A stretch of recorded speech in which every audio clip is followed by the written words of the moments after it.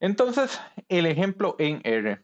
Como hemos venido haciendo en todos los ejemplos que hemos desarrollado, esta es la lista de paquetes que ustedes necesitan utilizar para el desarrollo del ejemplo. Entonces, aquí se les muestra para completitud. Y aquí viene la parte donde leemos los datos y lo que les comenté la semana pasada.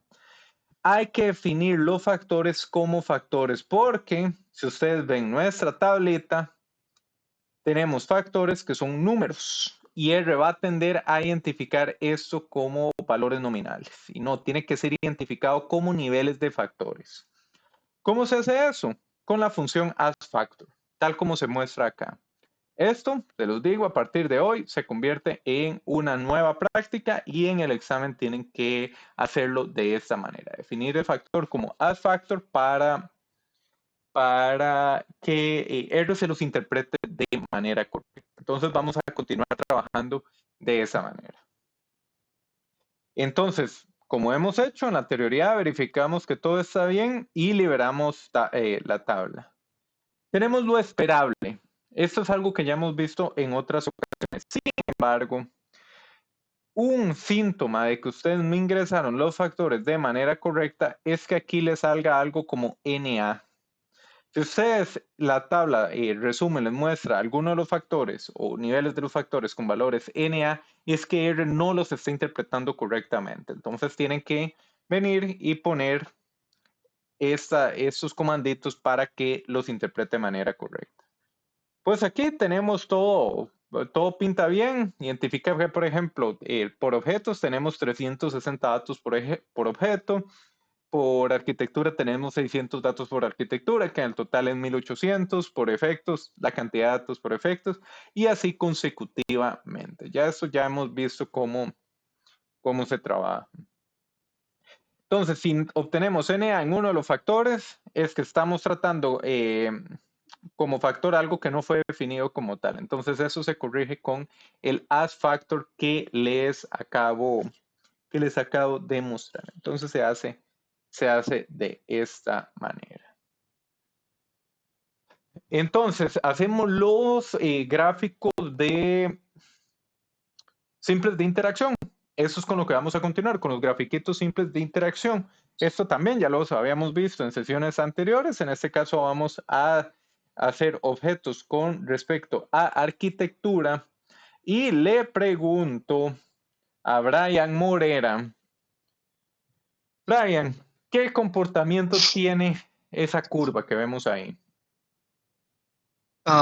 Se intersecan. Más que se Y interseque, ok, creciente, creciente. ¿Y qué forma de creciente? exponencial. Parece un exponencial. Y de lo que hemos visto la semana pasada con transformación de datos, probablemente a la hora que nosotros ejecutamos el análisis, eh, cómo esto nos va a afectar. ¿Qué sospechas? Hay interacciones entre esos factores. No es interacciones, Brian, más bien es que los datos al tener este comportamiento, la varianza no va a ser homogénea. Inducimos un comportamiento exponencial en los datos y cuando yo digo aquí inducimos es porque la persona que recabó los datos seleccionó estos niveles en los factores. ¿Y qué propiedad le ves a la cantidad de objetos en la escena, Brian? Es como se va multiplicando, como que es 2 a la K, podemos decirlo así, porque 2 por 3, no, 2 por 2, 4 y luego Anda 2 cercano a potencias de 2. Aquí faltó 32.000 y aquí faltó 128, se los brincó, pero anda cercano a potencias de 2 y potencias de 2 es exponencial. Entonces, esto es algo importante que ustedes tienen que tener presente. Brian, ¿usted en su tesis quiere o no quiere hacer transformación de datos?